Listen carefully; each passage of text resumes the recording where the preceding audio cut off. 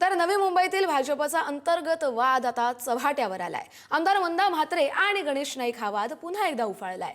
13 जणांना उमेदवारी दिली, मात्र जिल्हाध्यक्षांची सहीच नाही असं म्हणतायत मंदा म्हात्रे।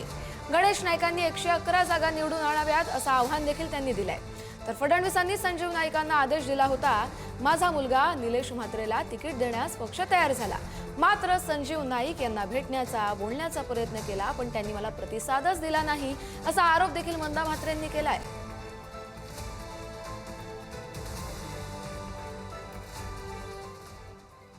साहेबांनी संजू नाईकला फोन केला की मंदाताईंना तिकिटी द्याव्या लागतील।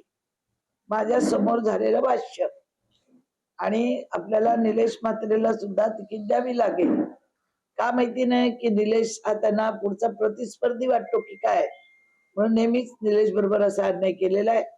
पण माननीय मुख्यमंत्री काल बोलले की निलेशला तिकीट देऊन ताईंनी उर्वरित ज्या काही जागा मागितलेल्या आहेत तर त्यांच्याशी चर्चा करून त्यांना देण्यात याव्या। मी त्यांना स्वतः पर्सनल फोन केला, माझ्या फोनवर तुम्ही बघू शकता की आपण दोघं बसून या तिकीट मध्ये काही कमी जादी जे होतील ते आम्ही मान्य करू म्हणून। पण ना त्यांनी माझा फोन उचलला, ना मला त्यांनी प्रतिसाद दिला। ते त्यांनी 111 सीट नाईक फॅमिलीने लढवावी, भारतीय जनता पार्टीचा महापौर म्हणून झेंडा लावावा। कारण गेल्या वेळी सुद्धा 111 सीट घेतल्या, आल्या किती त्यातल्या निवडून, पडल्या किती, त्याचा जायजा पक्ष घेईल।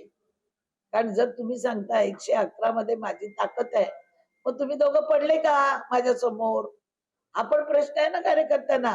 याचा अर्थ कार्यकर्त्यांनी काम केलं होतं माझ्यासाठी म्हणून मी निवडून आली। ठीक आहे, असो, भारतीय जनता पार्टी त्याची दखल घेईल अगर ना घेईल, पण त्यांनी त्यांच्या नेतृत्वात 111 सीट निवडून आणावी आणि समाजाला दाखवून द्यावं की माझं नव्या मुंबईमध्ये किती मोठं वर्चस्व आहे, ते त्यांनी सिद्ध करावं।